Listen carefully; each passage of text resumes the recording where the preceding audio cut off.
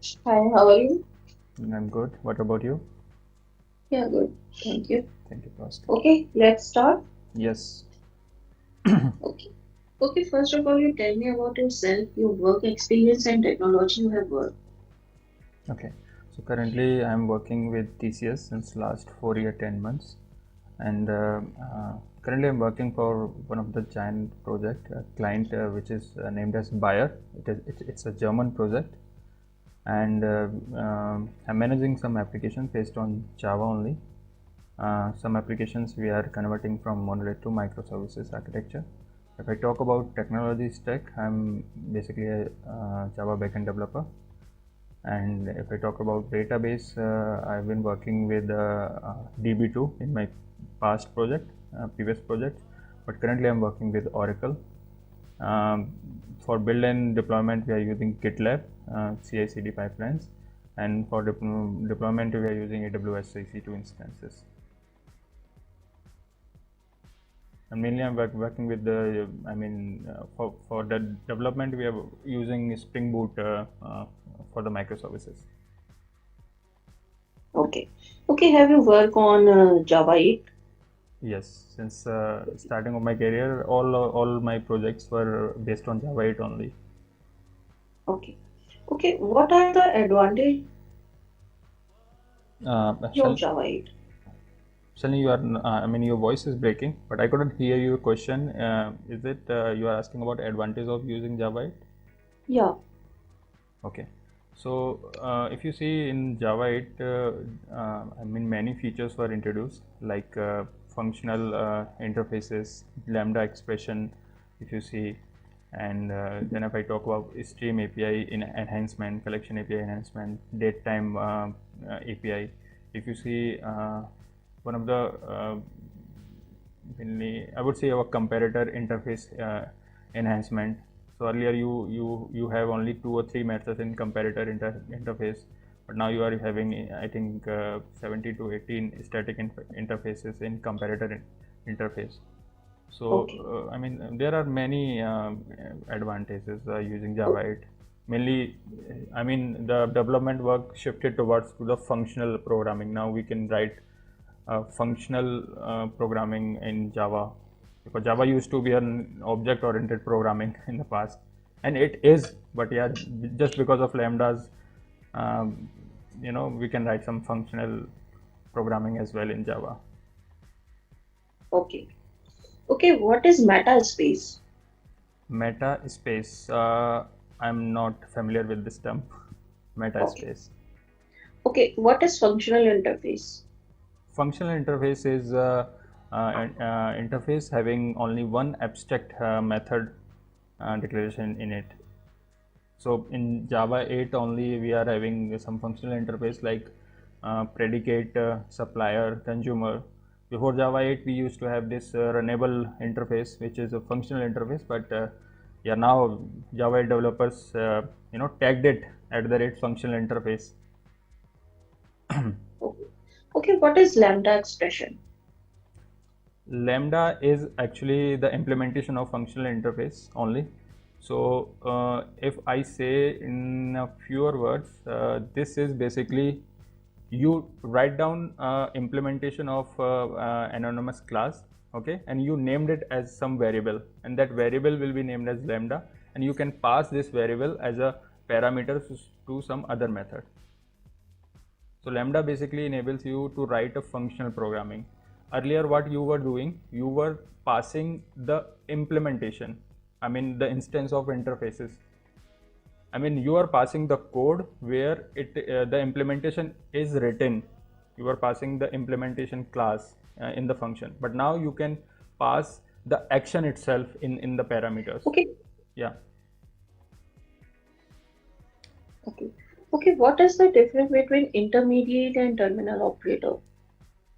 Intermediate operations basically convert a stream, perform some operation, and give you output of as output you will be getting a stream only. They will not give you the end result, but terminal operation will give you end results in terms of set or list, whatever you want to. In whatever format you want to convert, you can convert it by using collect method. But in intermediate method, operation will be done, but it will not give you the end result. You will be getting stream only. So there are many functions like filter, uh, map. These are only intermediate operation in streams. Okay. Okay, what is a map and flat map? Okay, so both are, intermediate operations. In map, you are actually transforming one object to another object. Okay, in flat map, you are transforming as well as you are aggregating. So you have a two list and you want to convert in a single list, then you have to use flat map. So you are aggregating a number of lists into the single list. So then we have to use this flat map. It's actually flattering the input value into the output. So you have multiple input. You want to convert it in single list or single stream. Then you have to use this flat map. Okay. Okay, what is the difference between fail safe and fail fast iterator in Java? Fail safe and fail fast. Okay, so fail fast, I would say, if you try to modify an object when iterating, and it will give you a concurrent modification exception right away. So this is actually a fail fast, which will not allow you to modify the object in between the iteration. Okay, so this is actually fail fast iteration, I would say. And fail safe is actually, it will not give you the concurrent modification exception. It will allow you to modify the copy of the object, and it will allow you to modify the object between the iteration.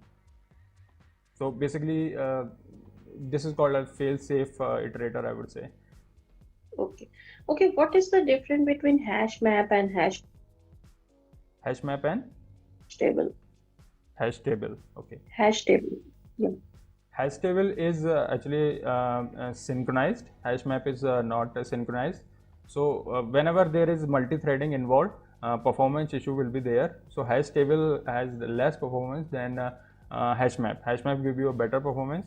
In hash map, you have this key and value pair. In hash table, you also have this table, but mainly the problem is with the synchronization and thread safety. So hash map is not thread safe, and also there is no synchronization in hash map, but hash table have a synchronized, or there is a thread safe, I would say.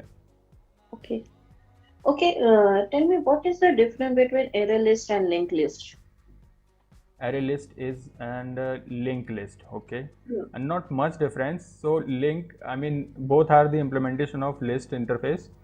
In both we preserve the insertion order. It just linked list, you have a data structure which work on a node. Okay, so linked list is based on so whenever your requirement is to search the element, you can use array list because it implement the random access interface, but linked list doesn't implement this. So in linked list, the advantage is whenever you want to insert or delete some node from in between. Okay, so whenever you want to perform some addition or modification in the object in between, you will use this linked list. And whenever you want to search based operation, for that you will use the array list. Which one is better? So this depends on your requirement. If your requirement is just to find, just to search the object, just to fetch the object, for that array list is better because it implements the random access interface. But if your requirement is to put some element in the list, so for that you need to use this linked list, because linked list have this node. In between you can insert the element. It will not take much time, but in array, if you want to insert the element, it will traverse from 0 to the last node, and then it will add you So this is the difference basically. So this totally depends on the requirement. So which one is better? Okay. Okay. Okay. Okay. Which one? Tell me the difference between comparable and comparator. Comparable and comparator. Okay. So comparable is basically interface. I mean, both our interfaces are used to give you the sorting capability of your objects. But comparable is I mean, if you want basically used for primitives, this comparable, and comparator is used to write the custom implementation of sorting. Okay, so you have a class, and if you want to give the sorting capability to your class, you need to write comparator for this class. But if you have a jar itself, you cannot modify the class content, then you need to write the comparator itself for sorting. Okay. Okay. Have you worked on thread? Thread, yes, thread I have worked. Okay. What is thread? Thread is I would say a separate process. I mean, it's a lightweight process which will execute in parallel. I mean, it will not disturb the execution of your main thread. It can be executed in a parallel processing. So it is useful in a multi-threading environment. You can divide your task using this threads to improve your performance, the performance of your application. So multiple threads can work on your task parallelly. Okay. Okay, tell me the difference between star and run method in thread classes. I couldn't hear you. Sorry, can you come up again? Tell me the difference between start and run method in thread class. Okay, so run method is basically is the implementation of runnable interface. So in thread class, run method, we write the implementation, right, using this runnable interface. Thread class also do the same. Thread class also implement the run interface, but start method is do some background task of thread class only. So whenever you are using thread class to implement multi-threading, you need to first call the start method, because then only you will be able to implement this multi-threading. And run method, you write the task that you want to start with this multi-threading. So run method will include this implementation of your task, but start method, you don't have to do anything. You just call thread.start, and start method will do some background processing which is required to run a thread. Okay. Tell me the thread life cycle. So when you call this start method, then your thread will go into the runnable state. It is not running, but it will first go to the runnable state. Based on that, thread scheduler will see the priority. Based on priority, thread scheduler will will create a run, will transfer the thread state to the running state. Okay, so one thread is running, and then suppose your task is done, then this thread will be go into dead state once your task is done. And if you call between a sleep or wait method, then your thread will go into the pause state. If you call sleep, you have to define some time. For that time, your thread will sleep. It will not release the lock, but it will sleep for that specified time. And if you call wait, then it will release the lock, and it will wait until another thread or some other thread call notify or notify all method. Okay. What is transient variable? Transient variable. So it is related to serialization process. So suppose you have an object, and in object you have multiple fields, and in that object you do not want to Are you sure? Sorry, am I audible? Yeah. So I was telling that if you have multiple fields in your class object, and if you do not want to serialize one of its fields, then you will mark it at the rate transient.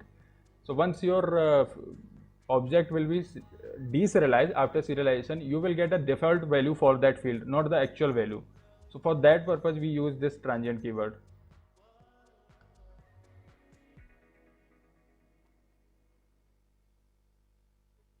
Are you sure the transient variable are part of serialization process? Yes. Okay. Actually, I'm sure because I've used it. Okay. What is volatile variable? Volatile. Yeah. Okay, so volatile is also, one of the concept which is used in multi-threading. So it is basically used for, I think, visibility issues. Okay, suppose you have a variable and you define in one of the thread, you define some condition while variable is true, execute this. And suppose that some other thread is also working and some other thread modified that variable, but your previous thread is not able to get the modified value. Okay, so then there will be some problem, visibility issues, because they are not using the shared cache, they are using their local cache. So in local cache, whenever they start the execution, that value is only saved.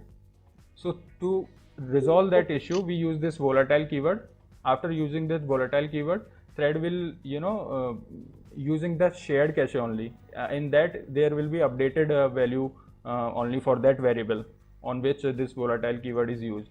So this will resolve the visibility issues in multi-threading. That's why I use volatile. Okay. What is the difference between aggregation and composition concept in Java? Aggregation and composition concept.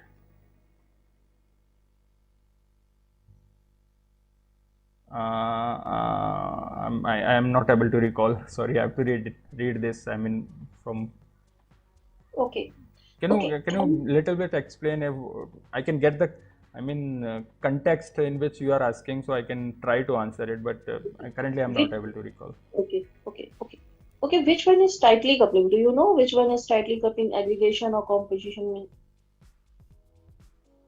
I have to read about it. I'm sorry. This is not. I will read it. Okay. Can we declare the constructor as final in Java? Yes or no? Constructor. No, we cannot declare, because there is no sense declaring a constructor. We cannot override the constructor, right? And final is the keyword which will stop other classes, subclasses to override the method or override the class. I mean, if we are not able to override, then what is the sense of writing this final? So I think we cannot. If we try, I think there will be a compilation error. Okay. Can we override the static method? Static method, no, we cannot override. Okay. Can we overload the static method? Yes, we can overload, but we cannot override, because static methods are class property, not the object instance property. Can we override the constructor? No. Okay. Have you worked on Spring Boot? Yes. Currently I'm working on Spring Boot only to develop these microservice applications. And Spring? Spring I've worked. It has been time like 3 years ago. Okay. But yeah, I have idea. Can I ask some question? Okay. Can I ask some question for Spring Boot? Yeah, sure. Go ahead. Okay. What is IOC in Spring? So it's an inversion of control. This is the base concept for which we use this Spring. Okay. So what we used to do, we used to whenever we used to define an object like class name object equal to new object class name. Okay, so there will be tight coupling of dependency. And now using this IOC concept, we are actually telling Spring to create the object instead of taking that responsibility Okay. on the developer. Yeah. Okay. Okay. What are the benefit of a Spring framework? So this is the only, I mean, this is the biggest advantage because you do not have to maintain the dependency. Spring will maintain the dependency management. Okay, Spring will give you the object and all this using this dependency injection. If I talk about in injection method, there is Spring eliminates lot of boilerplate code. I'm using right now this Spring Boot. So you can see Spring Boot, you have many starter dependency. I mean, I do not have to worry about what dependency, what version I have to include in my project. Spring will take care of it. Spring Boot will take care of it. So Okay. dependency management is the biggest advantage, I would say. Also, Spring Boot, we are using this embedded server, so we do not have to include the external server if required. Okay. So yeah. Okay. Spring Boot application annotation.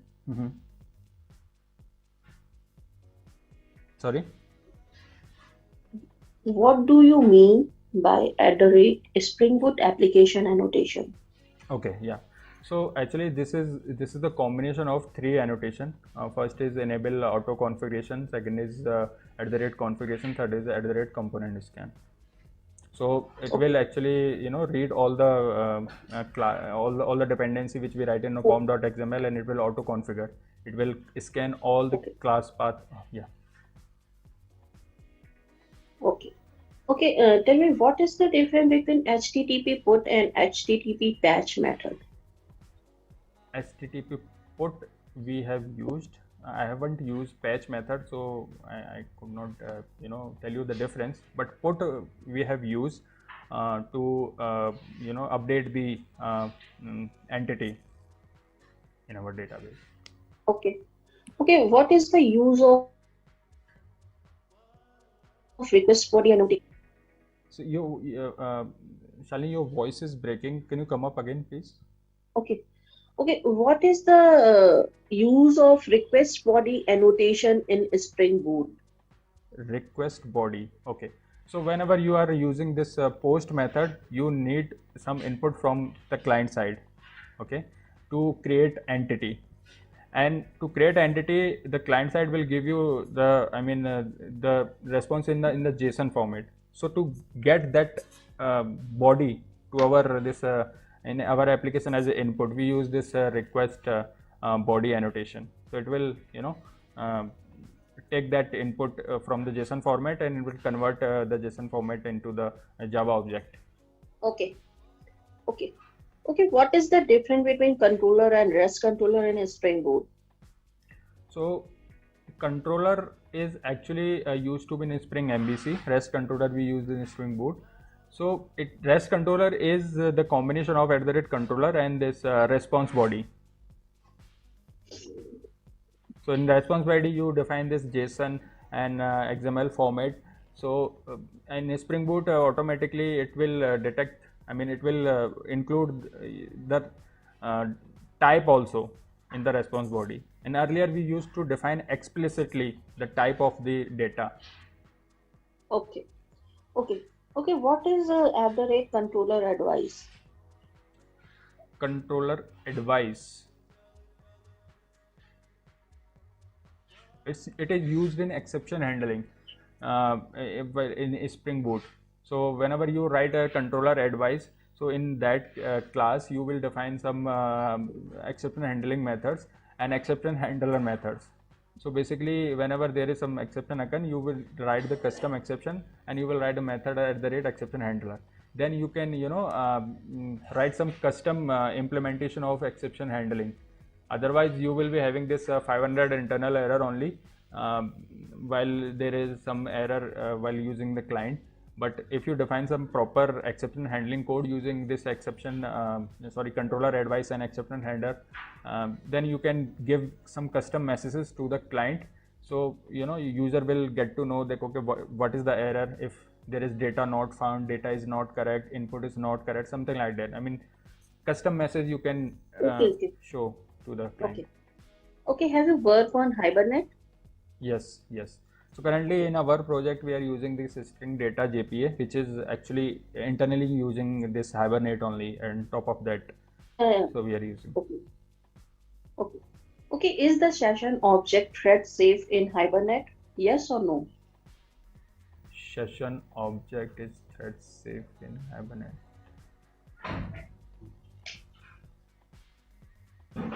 No idea. I mean, if I say yes, if I say no, actually I do not. I have no idea. If I bluff you, there's no sense.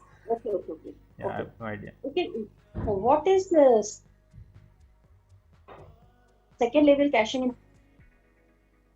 Your voice is breaking, but I couldn't hear the question. You are asking about first level and second level cache. Is that right? I see. What is second level caching in Hibernate? Okay, okay. So see, whenever you are using Hibernate, you are hitting some query to the database. So by using this second level concept, you can use uh, the cache across the sessions. So you hit the database, you get some results. Your results are saved in the cache. But if you are not using second level cache, and if you close the session, you cannot use that cache Okay. mechanism to across the session. So by using a second level Okay. cache we can use. I think Okay. cache Okay. is a provider. Some provider are providing this mechanism. Have you worked on? Okay. Okay. Have you worked on Angular? No, no, no. I do not have experience on in UI side, but I'm learning that because it is also required to be a full stack developer. I'm learning not Okay. Angular, but I'm Okay. Okay. starting Okay. learning. Yeah. Okay. Have you worked on microservices? Yes, yes, yes. I'm working. Okay. Okay. What is aggregation design pattern in microservices? Aggregation pattern. Aggregator design pattern. Aggregate design pattern. No idea. I mean, Okay. I've heard about Saga design pattern, but aggregator. Okay, it is Okay. it may be that I've used, but I'm not familiar with this name with the Okay. aggregator. Yeah. Okay. Okay. What is circuit breaker design pattern? Okay, so to provide resilience to our microservices, it is used circuit breaker design pattern. So whenever our one of the microservices is slow or not getting response or giving you late response, so what it will do, it will actually give you the fallback response. It will stop the circuit and it will give you the fallback response for some time. And meanwhile, it will Okay. check that your microservices is again healthy. Then it will Okay. again close the circuit. Okay. Okay. What is Hystrix? Hystrix is the implementation of this circuit breaker pattern. So it is a library provided by Netflix. So we use this Hystrix on a project. I mean, Hystrix is a dependency which we use to provide this circuit breaker pattern. So we use the Hystrix fallback method at the rate Okay. Hystrix enable. Okay. What? Okay. What is REST template in microservices? REST template is used to communicate to other microservices. So we use this get for object method. We write this URL for other microservices URL pattern, and then the entity class object which is copy of the other class object. So REST template is basically used to fetch data or Okay. to give Okay. data. What are? Sorry. Okay. Okay. Mm-hmm. Okay. What are method in REST template? So like I said, get for object, get for actually we have used only get for object, but there are many methods. I mean, you can also post get for post, something like that. I mean, we only used get for object, but there are many methods which you can actually Okay. connect to the other microservices. You can create Okay. entity, you can update entity, something like that. Okay. Okay. Okay. I am done for my end. HR will get back to you. Thank you, Shalini. Thank you very much.